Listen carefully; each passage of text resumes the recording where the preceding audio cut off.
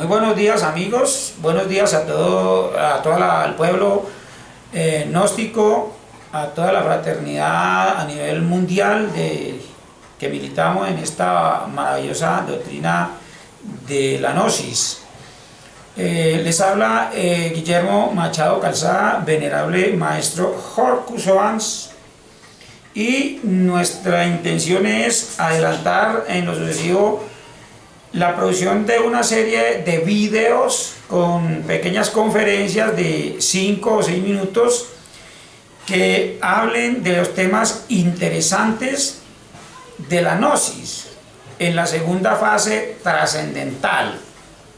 ¿Qué es la Gnosis experimental? La Gnosis experimental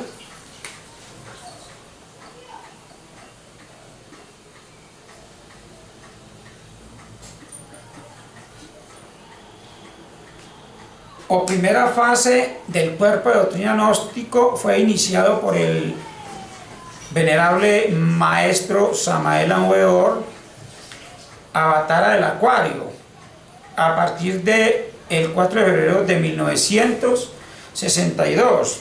Se explicó que la Gnosis era el conjunto de los conocimientos, era el conjunto del conocimiento, pero no se explicó el número a que se hacía referencia en la palabra gnosis. La palabra gnosis está sujeta a número en la gramática. ¿Por qué se llama el número? Porque existe plural y existe gnosis o conocimiento en singular.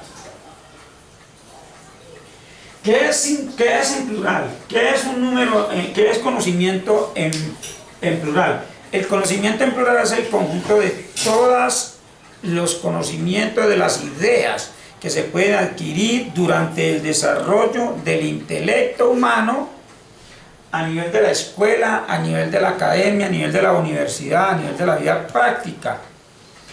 Y la gnosis o el conocimiento en singular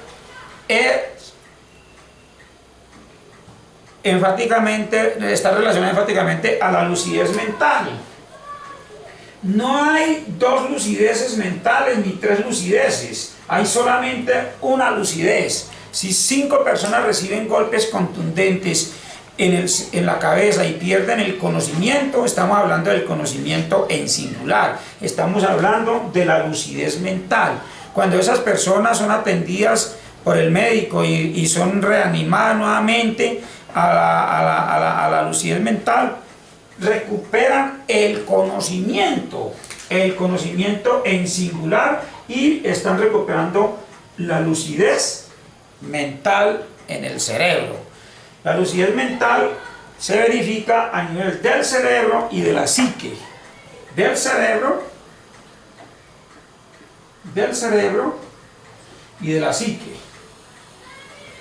¿Qué es el cerebro? El cerebro es el órgano, es la parte del cuerpo humano o de los organismos que está aquí encerrado en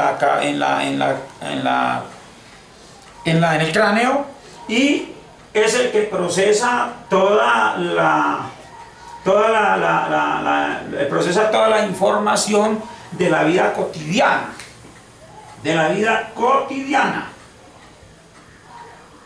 ¿Y qué es la psique?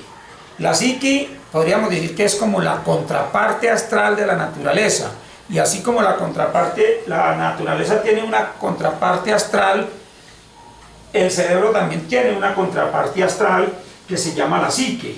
Entonces esa psique es, por decirlo así, como el cerebro que está funcionando en el desarrollo de nuestra vida onírica.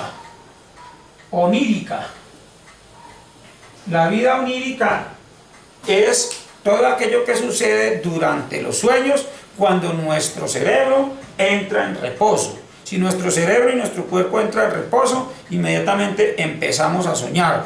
Debemos empezar a soñar.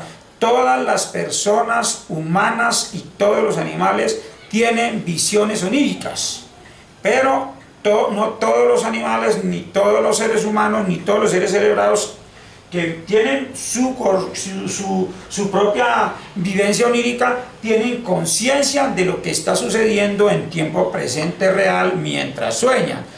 Lo que se necesita es entender que la gnosis es el conocimiento en singular que hace referencia a la lucidez mental del cerebro y de la psique.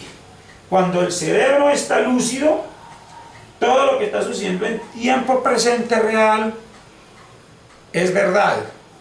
Cuando la psique tiene lucidez mental, funciona con la lucidez mental objetiva, todo lo que sucede en la oniria es verdad.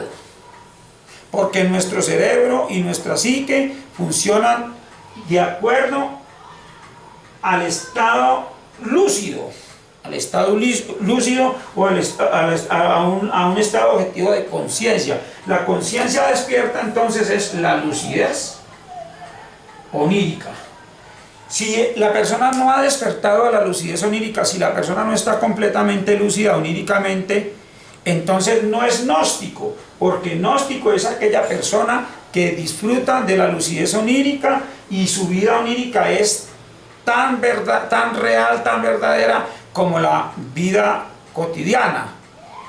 En el principio se habló de la gnosis de manera experimental porque tiene un objetivo científico, es un experimento. La primera fase de la gnosis experimental es un experimento que se hace para sacar de allí un remanente de personas que conciban la idea brillante de una tesis mesiánica. Y cuando se concibe la idea brillante de esa tesis mesiánica, entonces esas personas son separadas como un remanente y esas personas son las que son elegidas para entrar a la segunda fase trascendental,